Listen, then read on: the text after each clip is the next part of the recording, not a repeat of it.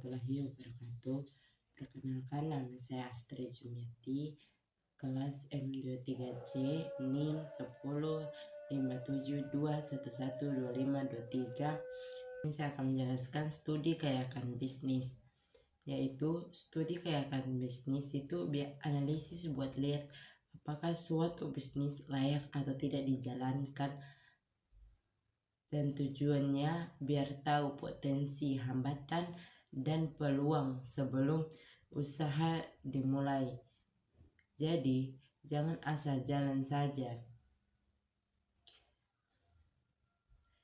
Perbedaan studi kayak kelayakan dan peranan bisnis.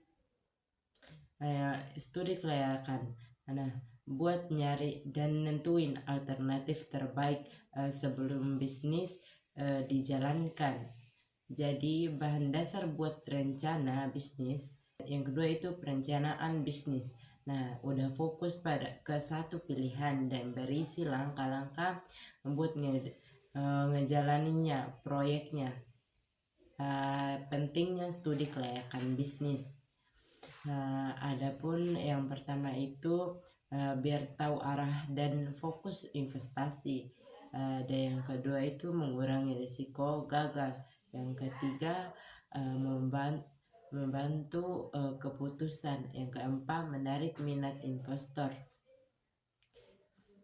Adapun kesalahan dalam studi kelayakan bisnis, biasanya karena yang pertama itu data kurangnya lengkap atau palsu. Kedua itu perhitungan salah. Yang ketiga itu pekerjaan gak sesuai rencana. Dan yang keempat kondisi lingkungan berubah. Aspek yang dikaji dalam studi kelayakan bisnis. Yang pertama legalitas. Cek perlengkapan dan keabsahan dokumen perusahaan. Yang kedua itu pasar dan pemasaran. Lihat peluang pasar dan strategi jualan. Yang ketiga keuangan. Hitung biaya, laba dan modal. Yang keempat teknik dan operasi, tentang lokasi, fasilitas dan proses produksi. Yang kelima manajemen struktur dan pengelolaan organisasi. Yang keenam sosial ekonomi, dampak ke masyarakat sekitar. Dan yang terakhir yaitu lingkungan, efek bisnis terhadap lingkungan. Selanjutnya materi franchise. Apa sih itu franchise? Franchise itu bisnis yang tinggal jalanin. Kita bayar biaya ke pemilik merek, lalu kita boleh pakai nama usahanya, resepnya, cara kerjanya, sama semua standar usaha itu. Jadi lebih gampang karena brandnya udah dikenal dan sistemnya sudah jelas. Adapun jenis franchise. Yang pertama franchise luar biasa. Franchise luar biasa, franchise negeri biasanya lebih diminati karena brandnya sudah terkenal dan sistemnya jelas. Orang lebih percaya karena kualitasnya sudah teruji di banyak negara. Franchise dalam negeri cocok buat yang pengen cepat punya usaha tapi belum punya banyak pengalaman. Semuanya sudah disiapin, jadi kita tinggal jalanin aja sesuai aturan dari pemilik franchise-nya. Dan ketiga itu bentuk franchise. Yang pertama produk franchise. Ini franchise yang fokusnya di produk, jadi produsen kasih hak ke toko untuk jual dan distribusi barang mereka. Toko pakai nama dan merek pabrik tapi harus bayar biaya tertentu. Dua, manufacturing franchise. Tipe ini kasih hak buat kita bikin suatu produk memakai merek franchisor. Banyak dipakai di industri makanan atau minuman. Jadi kita hanya produksi tapi tetap pakai nama perusahaan tersebut. Keempat, itu kelebihan franchise. Yang pertama itu manajemen sudah siap. Artinya itu sistem usaha sudah lengkap dari franchisor. Kita nggak perlu mikir dari nol. Jadi tinggal jalin aja sesuai SOP yang sudah terbukti atau berhasil. Yang kedua itu promo lebih gampang. Brand yang sudah terkenal, jadi kita nggak perlu promosi besar-besaran. Orang yang sudah kenal produknya, dukungan maksimal dari franchisor. Kita biasanya dikasih latihan cara marketing, cara mengelola uang, sampai cara mengelola toko. Jadi kita tidak benar-benar biarkan sendiri. Keempat itu cepat balik modal karena brand sudah dikenal dan sistemnya rapi. Keuntungannya bisa biasanya lebih cepat didapat dan modal lebih cepat kembali. Dan yang kelima itu manajemen keuangan sudah rapi, keuangan sudah siap.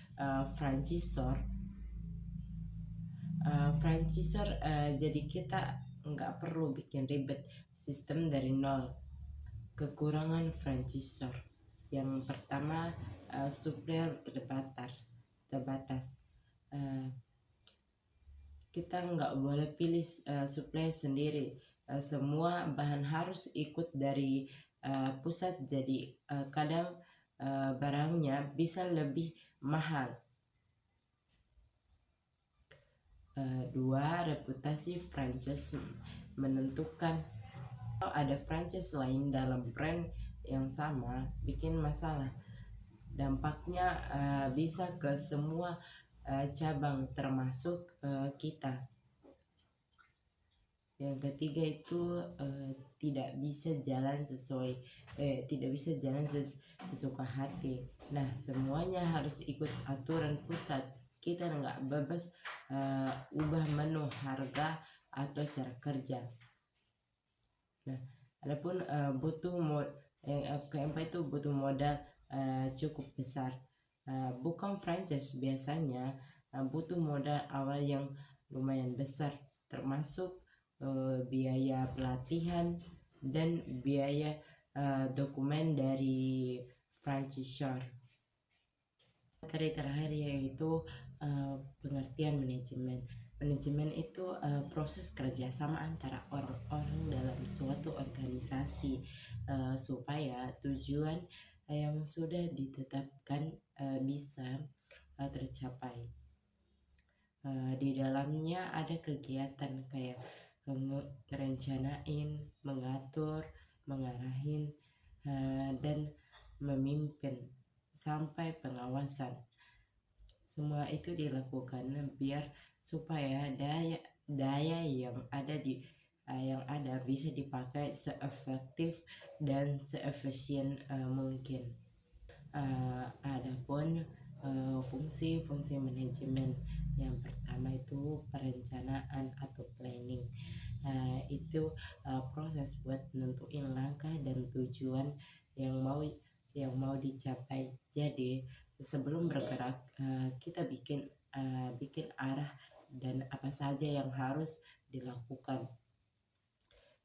Yang kedua itu organisasi atau organizing.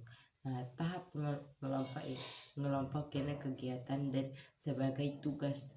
Nah, tujuannya biar setiap orang tahu peran, wewenang dan tanggung jawabnya. Yang ketiga itu pelaksanaan atau actuating. Ini proses ngejalanin rencana Biasanya pemimpin bakal ngasih arahan, pemerintah motivasi biar pekerja bisa berjalan sesuai tujuan. Keempat itu pengawasan atau controlling. Nah, di sini hasil kerja dicek dibandingkan sama rencana awal, terus diperbaiki kalau ada yang kurang atau pas. Pendekatan yang pertama itu top down atau perencanaan, dari atasan, bawahan tinggal jalanin aja. Dan yang kedua itu bottom up perencanaan. Nah, dari bawahan berdasarkan kebutuhan dan masalah yang mereka lihat. Atasan cuma membantu mengarahkan. Dan yang ketiga itu campuran perencanaan besar dari pimpinan, tapi datanya disusun bawahan sesuai kondisi lapangan. Dan yang keempat itu pendekatan kelompok. Nah, perencanaan dibuat bareng oleh tim atau ahli khusus, misalnya kayak biro perencanaan dalam perusahaan. Mungkin itu saja penjelasan dari saya. Lebih dan kurangnya saya mohon maaf. Wassalamualaikum warahmatullahi wabarakatuh.